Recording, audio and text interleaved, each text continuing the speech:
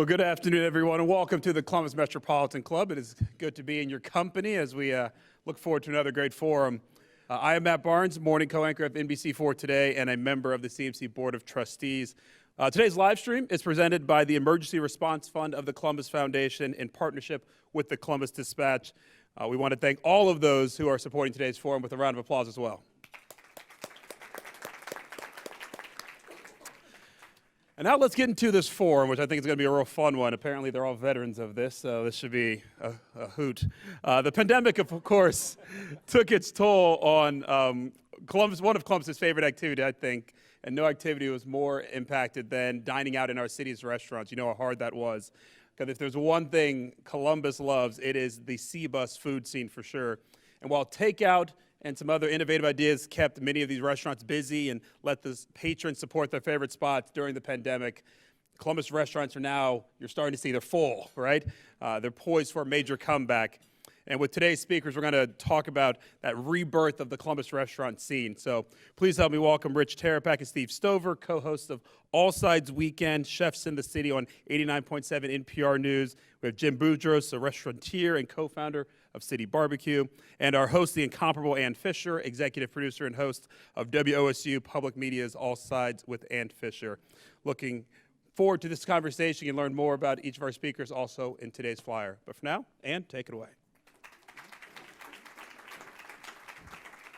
Thanks a lot. It's really great to be here with my buddies. I'm really not a moderator today, though. I am more of a referee, right? When I interrupt, all else, everyone shuts up. Rich and Steve, it's a momentous year. Rich and Steve celebrated 40 years of teaching cooking together with a special class at the Franklin Park Conservatory a few weeks ago on March 8th, and they were featured in the January Columbus Monthly magazine. You should check it out if you want to learn more about them and their roots in the food scene in Columbus. They joined me at 11 a.m. The first Friday of the month for our All Sides Weekend Chefs in the City, and they are hard workers. Steve really is they're both co-hosts because they do all the legwork. I just sit back and, ask them silly questions. Yeah. We knew we had to keep doing it to keep our job. So I welcome all three of you to the days today, and I guess we can't talk about what's going on today without talking about what was going on back in the early spring of 2020. Steve, even 2019. I mean, it was all, yay, everything's great. It couldn't have been better. Couldn't have been a worse time. It couldn't have been better, Ann. In early 2020, the Columbus food scene was celebrating one of its best years ever. The New York Times had 3 articles about Columbus. The first putting Columbus among the 50 places in the world that you need to visit, followed by an article about the Columbus food scene, which talked about Service Bar, Avishar Barua, and had an interview with Cameron Mitchell, Columbus restaurant leader Cameron Mitchell. And then a third article talked about the cool place to be in Columbus is in distilleries, and talked about the distilleries and the food scene in Columbus. There were 3 articles in Food and Wine, an article in Wine Enthusiast. Avishar Barua was on Top Chef, and now Columbus is now one of the hot food scenes in the country, along with Nashville and Austin. Yeah, I mean, Rich, who knew what was about to happen, though, right? It just overnight. Exactly. It was, I think it was the 15th of March in 2020 when everything shut down, bars and restaurants. Probably a lot of the credit cards and bank accounts of restaurateurs. Meanwhile, back at home, we were hunkering down and doing a lot of cooking, and we were fine with that. We teach a couple classes, we can make a couple things. How long could this last, right? Yeah, it can't last forever, but it did. And we found that eventually, maybe after a month or so of doing that, you wanted to get out and find something, and thank goodness for carryout and doing that. The restaurants that were doing that were slow to pick it up, particularly the fine dining area restaurants, for instance, the refectory, did get into it, but it was foreign to them. And then we had the delivery services and their charges, et cetera. We cooked so much, I forgot to mention, we cooked so much that you'll all remember that it was tougher to find flour than hand sanitizer. So, yep, we did our best. So. And so, Jim, catch us up. Where are we now, 2 years later? Hard to believe. Well, 2 years later, here we are, the National Restaurant Association, in its 2020 report, suggests that restaurant industry will never be the same post-pandemic. Won't ever be the same because of so many changes that restaurants had to make during the pandemic. Notably, an emphasis on carry-out and third-party delivery and new virtual systems to sell the things that they otherwise normally would have sold to the customers in seats. They had to figure out how to keep their business alive and distribute them otherwise. Of course, staffing continues to be the biggest challenge for the restaurant industry, but there are so many things that happened to the restaurant industry during the pandemic. Those things that were changes to the industry that are likely to continue post-pandemic. But despite the pandemic, Columbus Underground reported 110 new restaurants and bars opening last year with 30 closing. So 3-to-1 increase, pretty good. I know, it's the resilience, the spirit. Exactly. Some people just stalled their plans, right? They just put things on the back burner, so to speak. Yeah. And then they had all that time at home to get anxious about it. And then they got all as soon stressed as they could. And the PPP program helped a lot as well to keep the places going with a much smaller staff. Right, exactly. So what, the trends that emerged, we thought were just for the time being, but Steve, some of them are here to stay, right? Yeah, I think that many of the changes that came, as Jim discussed, are going to be permanent. Shorter hours, perhaps and fewer tables because of staffing, the number one issue. Shorter menus, too, because of supply chain issues and the cost of food. People don't want to buy a whole bunch of food that they're not going to use. As Jim said, continuing emphasis on delivery, takeout, curbside, and more and more and more outdoor dining. Our May 6th show on WOSU is going to be, we're going to be talking about outdoor dining and rooftop bars, which really have been an important part of bringing restaurants back. Also, other new things like ghost kitchens. What's a ghost kitchen? It's like a food truck without a truck. In a warehouse, they set up a kitchen and they do delivery and maybe some takeout. And it's a great way to be an incubator of new restaurants. And also, I know a bunch of restaurants who've tried this ghost kitchen to expand their reach, to take delivery all over the city if you've got a place in Clintonville. Well, and also to try different things without having it associated. Oh, that's really important. And it goes as far as Jim told us about Gold Belly, which will ship food from famous restaurants all over the country, such as Legal Seafoods, to your house, maybe with a 50 to 100% fee. Another trend, and Rich can talk about more, but plant-based food, not just the Impossible Burger, but chicken. And 11 Madison Park, one of the most famous restaurants in the world, is now totally plant-based. And as we'll talk about, rooftop bars.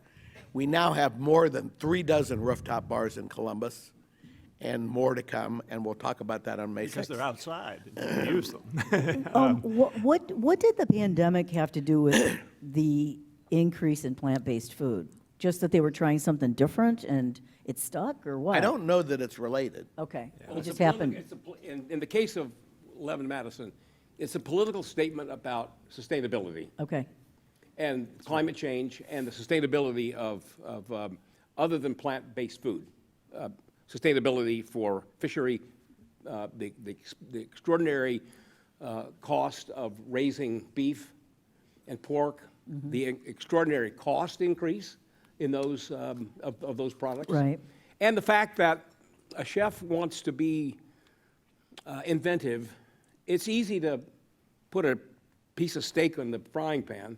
It's hard to take what's always the most colorful things on the plate, often the most unique, the things that are always first in the grocery store. You know, it's all the produce is always first, and it's that focus that is driving 11 Madison. Interesting, very interesting. And Commune in Columbus, which does amazing food Pad without any Thai, I commune. Oh, it's a great week. And let me just on this point of what's new as a result of the pandemic. This is a little case study with our little company, City Barbecue. We opened up a restaurant, Miller's Lane in Dayton, and it was a restored steak and shake with a drive-in, with a drive-through. We never had a drive-through before. We always wanted people to come into the store, smell the smoke, look at our beautiful smiles, use our clean bathrooms, see the guys and the gals crunching out the pork shoulder and so forth on the board. We wanted people to be in the restaurant to experience it, and so we remodeled this store in Dayton. All of a sudden, this store opened with the biggest numbers ever in the history of our little company, and we'll probably never have another store in the history of our company that we make without a drive-through. Okay. And we're trying to figure out all the stores that we can retrofit with drive-throughs. We thought just the opposite for so many years, and here it is, something that the pandemic sort of forced upon us that was so dramatic and is to our benefit. And it's really important because those delivery services charged are just incredible, the percentage of the cost, which is a reduction for the profit of the restaurant. They're placing limits on them, legislation in some Right. cities. Yeah, it got limit that them. difficult, yeah. Yeah. Another thing, Hunan Lion, for example, went from 80% eat-in and 20% carry-out to 20% eat-in and 80% carry-out during the pandemic and slightly thereafter. And of course, off-premise catering, any restaurant that did off-premise catering, especially event catering, went to zero. Right. Yeah. And our friends Made from Scratch stopped doing business. They were in the event catering business. Larry just simply said, I have no business. There was no business. No events. And now that everybody's getting married and all these events that were put Yeah, off for 2 years, it's exactly. just like a huge stressor on the ones that remain. Yeah. Other like trends, including the era of the chef owned, is firmly entrenched now, I think, by this. It is, and I think that probably, as you said, that was something that they were considering during the pandemic, and it just fired them up. They knew they can do it, and generally, quite frankly, the restaurants that we favor and the restaurants we enjoy most are those that are chef-owned. A couple of them, Steve had mentioned, I believe a little bit earlier, the Chapman's, excuse me, Eat Market. And they've done a great job, such a good job, and so creative, that after the New York Times published them as one of the restaurants you had to go to, it took 2 months to get a reservation. And Yes. finally got in, I think, on A Tuesday after Christmas at 5 o'clock. at 5 o'clock. They made us wait out in the rain because were having their staff meeting, because that's how seriously they take their food, and I completely respect that. They're talking to their servers and whatnot about what's coming out that day. Yeah. Yeah. So, and that's going so well that they're opening a jazz bar on North High Street, I believe. So look forward to that. Besides all of those kinds of issues, we've got another trend in food halls. And you know, it's kind of like, did you see a food hall before the pandemic? Maybe one. Now we have 6 opening in 2022. There's Bud Dairy, which is probably the most prominent one right now, with 10 different vendors. A lot of fun, a great old building that they were able to save on North 4th Street. The Center Street and Hilliard, Bridge Park is just incredible. As you all know who have been there. We live on the Far East Side, so it takes about 6 zip codes to get there, but it's worth the trip. It's truly incredible. We've got the East Market Trolley District, which will be a little closer to home. It's near the Franklin Park Conservatory on Oak, and they are just beginning to open up. They've got a few spots that are opening, but they'll include the Yellow Brick Pizza, which moved out of its former location and has been taken over by another spot. The world cuisine is truly, and we've done a show on this, is truly the amazing growth in the last, well, before the pandemic, but even during the pandemic. We've got so many more, and it shows our ethnic diversity in Columbus, which we should be proud of. We've got some from Somalia, Ethiopia, Peru, El Salvador, Japan, Tibet, Nepal. It's interesting stuff, and it shows that there's a market for that in Columbus, and which is really terrific, which makes us one of those people, one of those places the New York Times. And speaking of markets, I mean, there's ethnic markets now. We're washing them. You used to have to search for that specific ingredient, and now it's an embarrassment of riches. Yeah. I drove down Bethel Road about 2 years ago from Olentangy to Sawmill and counted 42 ethnic restaurants, groceries, and shops. In Upper Wonderful, too. Why would that be? My sense and theory is that Columbus is a refugee-friendly place. Right. Yeah. Unlike Cleveland, Cincinnati, where we didn't have giant neighborhoods of Italians and Germans and others, although we had some Germans here, the food that would have normally come from those big neighborhoods of ethnic folks simply didn't exist here. Right. We're in the banking and soft business and insurance and so forth. And so here we are 25, 30 years later with having been very conducive to refugees. And they have to feed themselves, and and of course one of the things they do so well and so easily is cook grandma food. Yeah. Yeah, we want the real deal. And they're bringing it to us. 2021, after things eased up a bit, Steve, after the lockdown ended, what happened? Well, we fired things up pretty quickly. I think Columbus exploded back on the scene. We're back to 2021. Really, the big news, as Rich already mentioned, was Chapman's Eat Market, which opened earlier but closed. It was that New York Times article. Exploded on the scene, and very creative, edgy dishes, if you haven't been there, some with Asian influences, in the former original Max and Irma's. Rich also talked about the Bud Dairy Unrecognizable, by the way. Yes. Thank you. But it's very cool. And Telephones anymore. as Rich talked about the Bud Dairy Food Hall, 10 different things, 3 bars.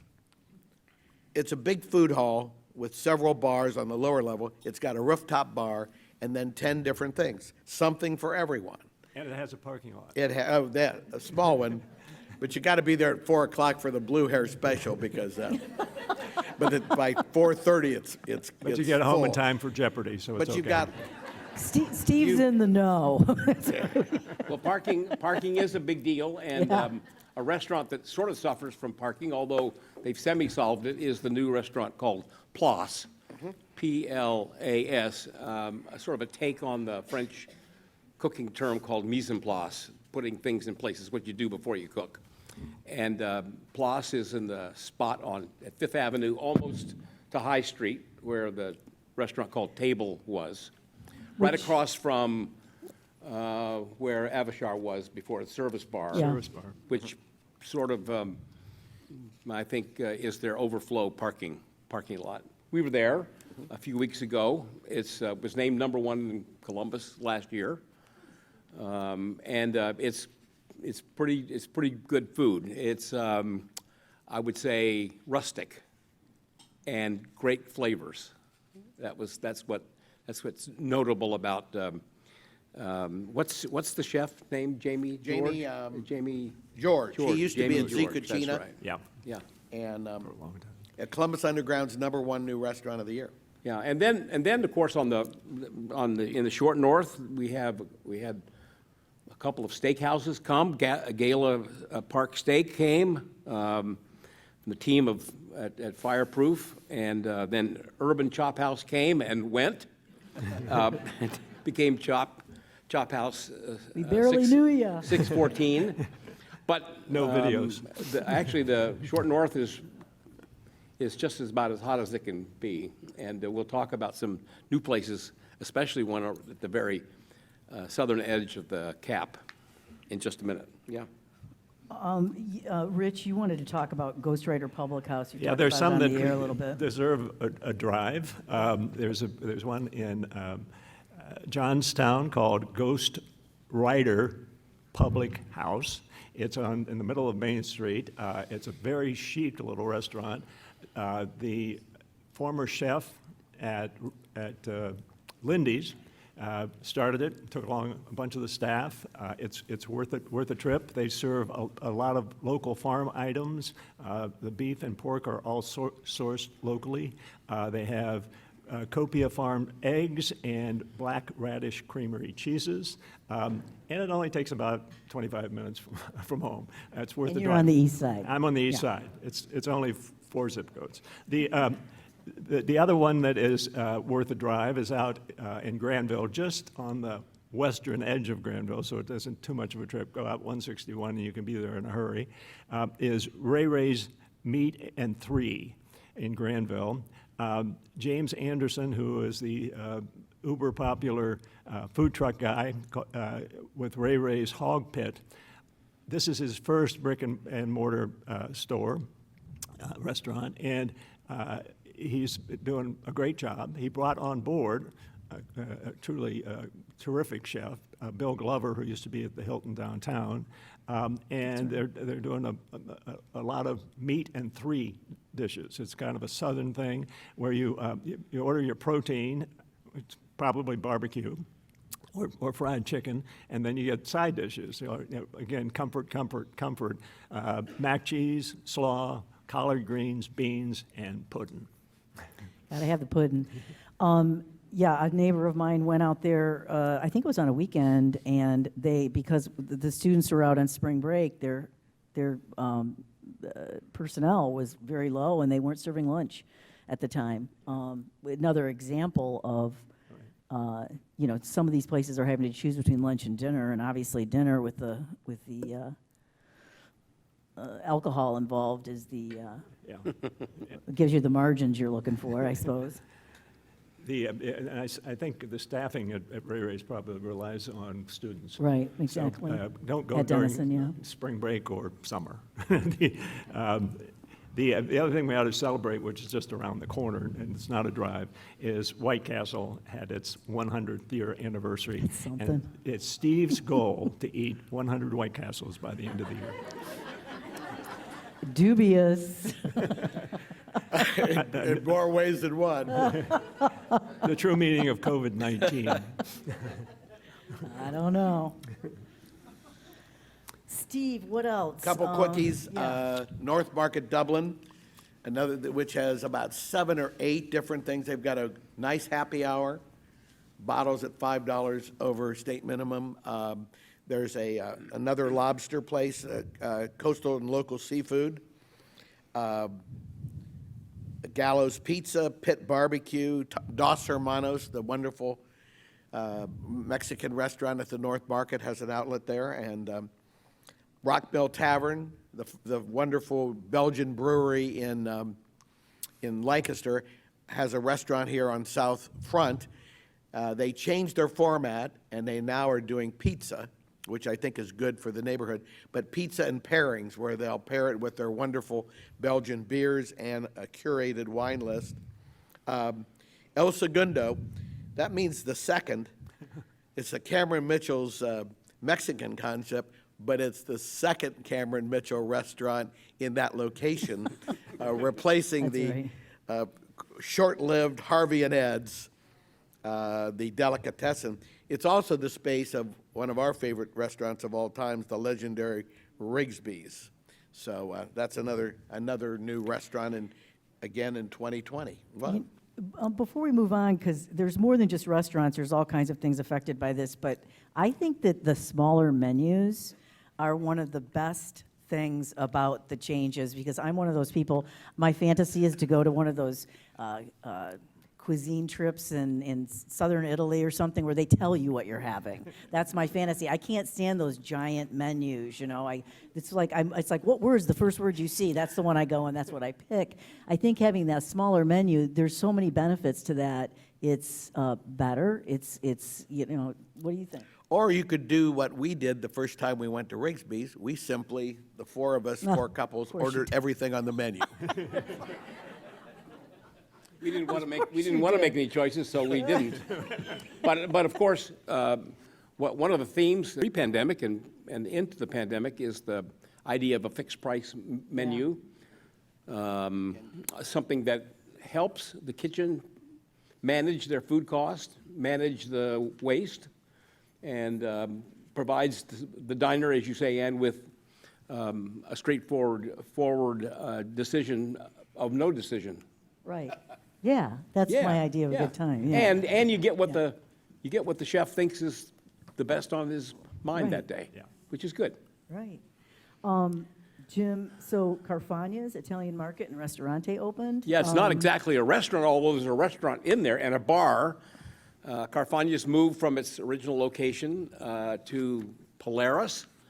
It's got a big, giant meat counter, which is what you'd expect from Carfany's. It's almost as though they moved their meat counter from the old store to the new store. It looks practically the same. It's at the end, at the back of the store. In the middle of the store is a big, fresh pasta section, so you can buy fresh pasta there. And then all around are Italian food ingredients, so that it's almost like Disneyland for the food obsessed. And it's a wonderful, wonderful concept. We're really happy that Carfany's sort of remade itself once again, remake themselves as a result of the demands of the pandemic. And they also have a profitable area called the wine store and a liquor store. It helps out. Yeah, exactly. The owners of popular Fox in the Snow branched out, and there's a new. They have a new small sandwich shop called Icarus. What does Icarus mean? There must be some.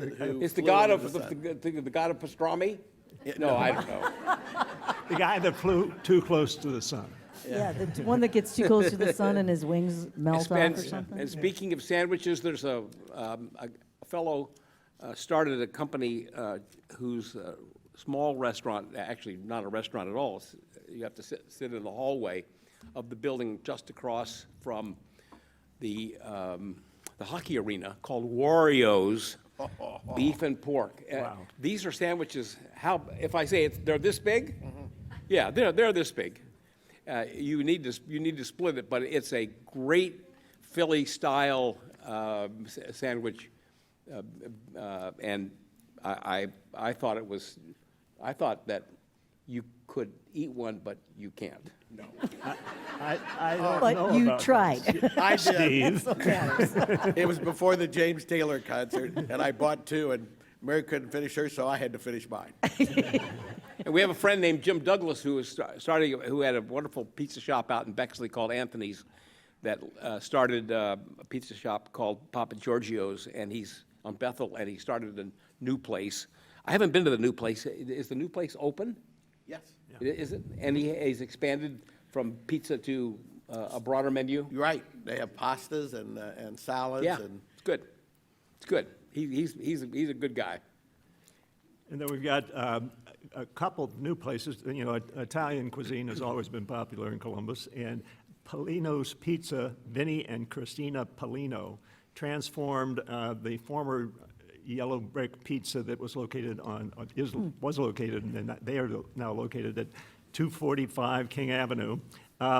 They opened on August 5th last year. They have fresh homemade pasta daily. They include an interesting and very popular new dish that I think just got to our neighborhood a couple years ago, the cacio e pepe, which is tossed tableside in a wheel of pecorino romano that's been carved out. And they do it that way, which is the authentic way of doing it. They were number 4 in the Columbus Underground Top New Restaurants. Sono Wood Fired, named Best Chicago Pizza, and it's not the deep dish. It's an authentic Tuscan-influenced pizza with they also have homemade pastas and the handcrafted pizza, the anapasti, and a wine bar. Back in the neighborhood, we've got the Top.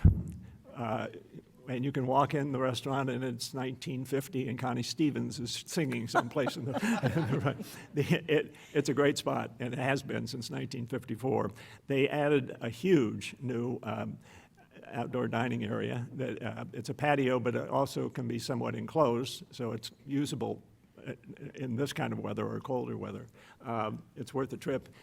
Always very busy.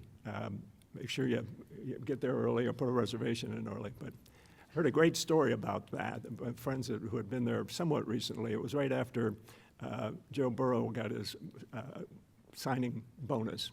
He invited his Ohio State squad to the Top. And they walked in and they saw, of course, it's a great place for them being in big steaks, huge steaks there. And these big guys were all lined up on one booth and treated by Joe, who is still a Buckeye. Such a good guy. What a friend. All right, so, and that's the other thing. I mean, we kind of kicked it off with what's new and how many places opened up during the pandemic, which is amazing and wonderful news. But in 2022, Steve, what's Busy year. Yeah. And we'll have to go quickly because we're starting to run out of time. Yeah. Understory. It was just opened this week in the old open air project on Neal Avenue at Hudson. It's an old building, but it's fabulous. Mary, my wife, worked there when it was a school for special needs kids. It was built in 2027. And Understory is a really cool, in an old building. There are several different levels. There's an entertaining level on the top floor, and it goes out into a patio overlooking the Olentangy Trail. And we'll be having Wolf Ridge beer, and it'll be a lighter menu than the other Wolf Ridge, but I am anxious to try it. We saw it before it was done. We got to check it out, and then Does it open officially this week? yes, last week I think. And below is Emmett's. Emmett's Cafe, Which is a Breakfast brunch and and wonderful lunch place. little breakfast and brunch place, and Both at that location and on South High Street. South High. And as I mentioned earlier, we've got the East Market Trolley District opening up at Kelton and Oak, and near the conservatory. The two that I know are open, because I've been there, are the Rail House Tavern and Switch Cocktail Bar.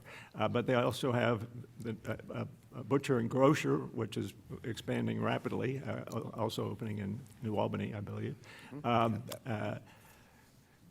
Creole to Go in French. Ohio City Pasta, Winston's Coffee and Waffles, and on and on. So it's a great anchor for that neighborhood. And there's a it's a wonderful- speakeasy. I heard there's a speakeasy Downstairs. underneath there. Yeah, and it's, they saved the old trolley barn, and it's a really interesting piece of architecture, so check it out. Parley Sporting Club and Kitchen is on North High Street. It's called itself a high-end modern luxury sports bar. And What does that even mean anymore? I don't know. Everything's a sports bar now. Well, this is because they have 100 televisions, 100 Oh, okay. televisions. 2 patios, a game room. Television quota. And And there's entertainment by DJ, so. And Jackie O's is a new place coming on North 4th Street. It's a huge, huge place. 8,000 square feet, 400-seat open bar and outdoor patio area. This just shows you, when we've mentioned the whole afternoon about all these new outdoor venues, and it's clearly one of the most important new trends. Let's see, I think that we're just about out of time. Maybe one more, Okay. one more. Well, we want to mention the Edwards Company that has taken over the corner of Gay and High. We have the #1 restaurant in Columbus, Veritas, and there's a wine store as part of it, but they're opening a new French restaurant called Grand Rue, a French bistro, which we haven't had and we need in Columbus. And they're bringing Speck, their wonderful Italian restaurant, from Dublin down to Columbus. And all this will be centered at Gay and High. And we might want to mention the 2 new Cameron Mitchell restaurants. I'll mention the 2 new Cameron Mitchell restaurants quickly. Valentina's, the new Italian concept in Bridge Park. It's Cameron roams around the world, finds relationships with friends, and he met a wonderful family in Italy. I think the grandma's name was Valentina's, so that's why the restaurant would be called Valentina's. And then the hot news is at the location on South 3rd Street in German Village. Cameron is opening a new restaurant there, and he's just gotten the approval of the German Village Commission to enlarge its patio significantly. So that will be really wonderful. It is tradition to take questions and comments from the audience, so maybe start to queue up with those, and we'll kick it off with Jane. Hey, thank you so much. You know, I'm sorry, I can't resist. You talked about White Castle. You all remember Karen Welzel. She used to love to take a dish called Chateau Blanc Pâté to the fanciest wine tastings, and people would rave over it. And at the end of the evening, she would explain to them that it was White Castle's, the whole thing, in a blender baked. Oh, my. Yeah. Yeah, well, we did that. How many years ago might it have been? Probably for close childhood, to 30. childhood league 30, party. 30 years ago. We did yeah. that, and You got to be at least we 35. slathered cream cheese over the top of this, Yep. meatloaf made just exactly as Yeah. described. Called it pâté au Chateau Blanc. Yeah. And Yeah. people just loved it. Yeah. They ate it up. That was And her, then we told them, and they couldn't believe it. that was her biggest joke. She loved doing that at fancy wine parties. Anyway. You can so hold the we have, pickles. we have a number of questions, and I'll get out of the way here, too. Steve Swift wanted you to talk a little bit more about the menu trend away from the bigger menu, and I'll add a piece to that. Are we stuck with the digital menu that we have to do the QR code, which I... Did you ever figure out how to use that? Yes, but only out of desperation. It is a challenge, and at Bud's Dairy, they have the QRs for each restaurant, but you can ignore that and turn and go to the restaurant and order the food right in front of them and Yeah. see it prepared. So Yeah. you don't have to, but a lot of that was for sanitation purposes. Yeah, sure. During the So, COVID. so to Steve's question, are we always going to get away from the bigger menu, or is this just trending in some restaurants but not everywhere? Oh, I think we've got all, and the other guys may agree or disagree, I think we've got all kinds of options available. The tasting menu we've talked about, many of us go to restaurants and order several appetizers rather than the big hunk of burning love on the plate. And there are as many options as your creativity will permit. But I do think we're not stuck with the big old menu anymore. And I think one of Jim's rule of thumb, which I think has been great advice for a number of us, is eat off the left side of the menu. The appetizers are where the chef is showing off, and you'll be able to keep to your diet as well. So, yeah. Hi, my name is Tony Bell, Phoenix Consulting Company, and I'm also a proud board member here of the CMC. When I saw when I saw the advertisement for this particular session, I couldn't wait to come.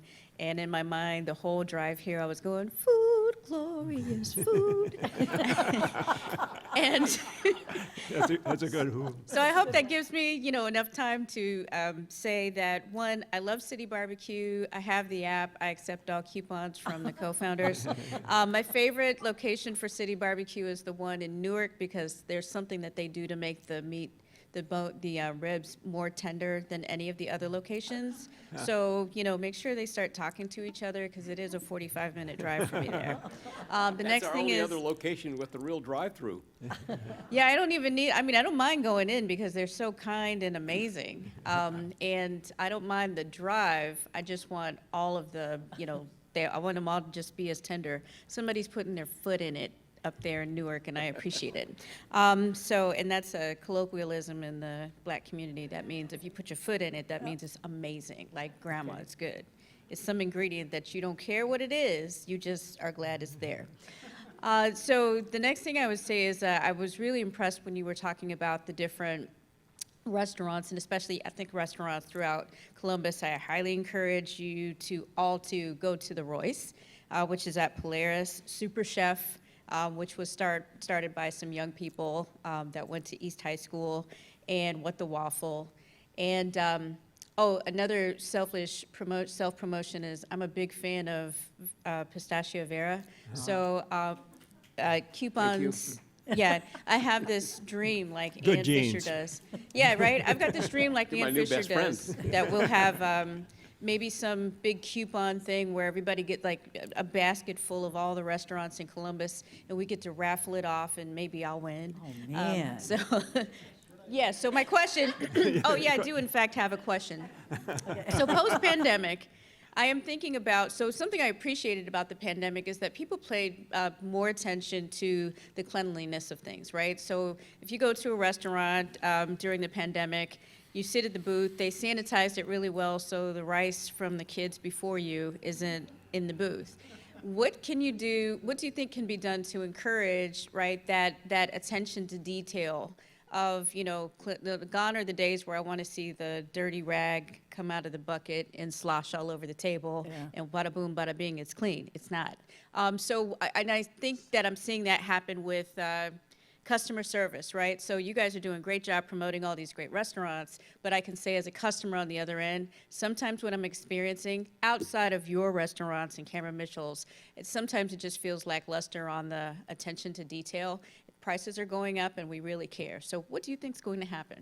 Well, you can certainly tell when you notice that or realize it. You can certainly tell management because what you'll do is pass that information about dirty wipe cloths around to your friends, and they'll lose business. So I think one of the ways to discipline is to go ahead and say something about it. Here, here. Yeah. A good restaurateur will want to make things right for you, and it helps the entire system to politely let them know when there's a problem. And as far as cleanliness goes, I mean, my sense is I don't think that's going to go away. I don't think either. No. I think everyone's keeping their hand sanitizers out. I just feel like they stepped it up in the right direction on that score. You've got to make people feel comfortable, right? Absolutely. Absolutely. Yeah. So with the trend, there's another trend you didn't mention with the outdoor or the entertainment districts, I can't remember the initials. Dora. Yeah, I can Entertainment districts, outdoor dining has been allowed now, and hopefully they'll decorate them with something other than highway barriers. Do you sense that the bureaucracy in general, and maybe in Columbus, is loosening up a little bit, and it's going to let us have a little fun in this town? Did we ever think we'd be able to walk out of a restaurant or bar with a mixed drink? No. Yeah. Ever. You Well, roam I around the think, entire arena district now. I think Columbus has finally seen the light because they made the outdoor dining permanent. I think there's still room to loosen up the rules a little bit and give restaurants a little more flexibility and encourage the Doras. There's one in Hilliard that's just huge, that takes most of the downtown. And other towns really picked up the Doras before Columbus did. And I think it's to the benefit of doing that in Columbus more. The Ohio Restaurant Association was key in getting a lot of that done. So, and they stuck with it. And you know, it was a great cause because so many of these restaurants were closing down. Oh. Yes. You mentioned Jackie O's downtown and the new restaurant going into like the Edwards company there at Gay and High. Is anything else coming to downtown Columbus? Yes. I'm trying to think here. The Columbus, or downtown in the short north, Jeff Ruby. Yeah. Do you want to talk about that, Rick? Yeah, they had a event space downstairs at Jeff Ruby's, and I don't think it was being well used, and since we all know there weren't many events for a number of months, they decided to turn it into a dining area. And they, you know, put their usual amount of investment into the decor, and it's supposed to be great looking, and it can serve 90 diners. Yes. No. And Let decor, me- decor, decor. Let me mention a unique public-private partnership with the City of Columbus. On the 16th floor of the courthouse building, there's the old cafeteria, serving hundreds and hundreds of breakfasts and lunches. Well, the city partnered with a group of restaurateurs, notably Matt, how does Matt pronounce his last name, from old Ambrose and Eve and now Preston's? Higgins. Matt Higgins, partnered with a couple of others, and they are building a restaurant called Cafe Overlook. And their intention is to develop training programs for folks who need a second chance. So as they say, it's not so much what's to be served, but who's serving it. So it's a very interesting new concept called Cafe Overlook on the old cafeteria in the 16th floor of the courthouse building. And Matt also owns Preston's, a burger joint, considered to be, by many to be the best burger in town. It's at the North Market. And I commend it. Ann and I enjoyed that after a show one day, and his partner, he was in the former Ambrose and Eve, which was a new restaurant that made it into the top 10 in its first year, and then they split up, and she's now the chef at Strongwater over in the West Side. The other spot that gives people a second chance is one that's been around for a few years now, is Hot Chicken Takeover. Yeah. It's good product, and all those folks are making their way back into society. So. When we were at Preston's, she said, "So what do you want on it?" And she goes, "You want everything?" And I said, "No," and I gave her my usual pathetic, you know, things that I like on a hamburger. Her face just dropped. Do you remember that scene? She went, "Oh." I'm like, "Okay, give me everything, you know, what am I doing?" And it was delicious. They have a special sauce. It Oh, was super. yeah, I'll mention that. Freedom a la carte, new Brick new and mortar. restaurant. I don't remember the address. It's roughly at Gay and Fourth, I think. Anyway, it's the organization promoting the prevention of women in trafficking, and it's become it's a wonderful breakfast place and lunch place especially, Yeah. and it's terrific. I also want to mention that Goody Boy opens this week. It's it closed in February. It was remodeled, and it opens. I think this week. Burgers and shakes. So you Oh, would- yeah. Oh, yeah, Columbus State at the new Culinary Center, the restaurant, fine dining, pretty fine dining restaurant Yeah. called Degrees is opened, and Good. it's Thank you. chef Go during the chef week, and because they're student only open run. during the week. Excellent. A real chef, but real chef. student operated otherwise. Really a good thing. So you got my interest, you read my appetite. Are there ethnic food tours in this city? Well, Bethia Wolf does, Yeah. yeah. There's, will you talk about Columbus those a little Food bit? Adventures? Yeah. Somebody, Ann, you want to talk about that? Just that they have different, you know, different themes, and they'll take you around, and they set it all up, and you get your bits and pieces from different venues, and it's delicious. I think they do a great job of curating those trips. And there's now a beer tour as well. Yes, right, that's right. So this is Charlie Warner, and I'm just curious, has anybody tested out the new Chapala's restaurant in Old Worthington at High and South Street? Not yet. Yes, Nope. Which is? Nope, not yet. They have really good margaritas. One of course, most difficult part about doing this is that we have just a little bit of time, and we have to talk about how many restaurants. I mean, I don't know, how many restaurants are there in Columbus? Several thousand. Yeah. Well, And 162 Chinese restaurants. But who's counting? Of the 23,000 in Ohio that closed at the beginning of the pandemic, Per 7,000 factotum. of those were in Columbus and the surrounding counties. Yeah. So 1/3 of the restaurants. I don't want to let out a secret, but I've never heard of no soliciting. Has anybody heard of no soliciting? Yeah. It's a private bourbon bar with a restaurant attached. Pretty cool. I haven't been there, but I'm going. Sort of like a Ann, have you been? Yeah, it's kind of like a speakeasy. Speakeasy. Can we do our admonition? Do we have time to do our Well, admonition? are we on our last question thing? Okay. I'm going to ask a question. So, Ann, you frequently scoop Metropolitan Club speakers, so I'm going to scoop you. Tell us a little bit more about May 6 and the rooftop bars. Oh, my goodness. I mean, we have work to do. Oh, yeah. Yeah, we do. We've been Do waiting you for the need help weather. with reconnaissance to go check things out? I'm sure everybody in here would love to meet you at a rooftop bar. Oh, my gosh, wouldn't that be fun? It would be. That'd be fun. We were wondering about the timing. Should we wait until we can get out more? Or should we actually proactively, promote rooftop dining? And we decided to take one for the team. We're promoting it. We're going to get out as much as we can before then. But Reconnaissance. reconnaissance. And then, of Reconnaissance. course, we always, count on our listeners to call in with their ideas as well. So we have work to do, though. There's no question about it. Yeah, there are at least 36 and probably close to 40 rooftop bars in Columbus right now. 5 years ago, you couldn't find 2. 0. Yeah.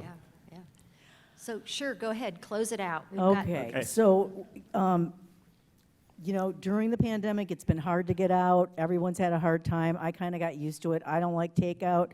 We're looking to you to fill in any important new places we might have missed. Now as much as ever, it is important to support our wonderful local restaurants, right, Steve? By dining in, taking out, and even buying gift cards for future meals. That's a big help. Important note is to please reserve ahead, as you've mentioned a few times, Rich. And many restaurants are open fewer hours, Wednesday through Sundays, in part because of the personnel shortage. So please get out. Also, because of this embarrassment of riches of world cuisine, get out of your comfort zones, because there is just so much out there, and we're so lucky to have the kind of community and the immigrant community we have. It's made such great strides in the last 10 or 15 years. Your geographical and your culinary comfort Right. zone. Both. And for that, I guess we just say thank you so much for your attention today. It's been delightful. Thank you all. Thank you.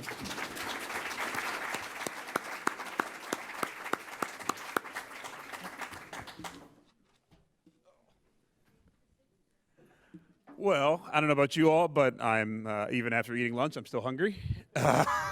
And I apparently need to get out a lot more to a lot more restaurants. Goodness. I hope you found today's forum exciting, delicious, all those wonderful food words that are coming through your mind as well. I know I learned a lot about, everything that's happening in the restaurant scene. A lot of places I definitely need to go eat at and just check out.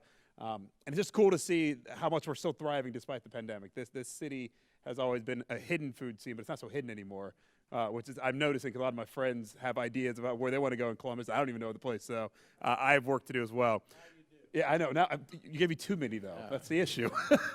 So I hope you all enjoyed that. I know I surely did as well. I hope you'll join us next Wednesday, where we are going to welcome again the Ohio Democratic gubernatorial candidates, Nan Whaley and John Cranley, on stage with my colleague and our moderator, Colleen Marshall.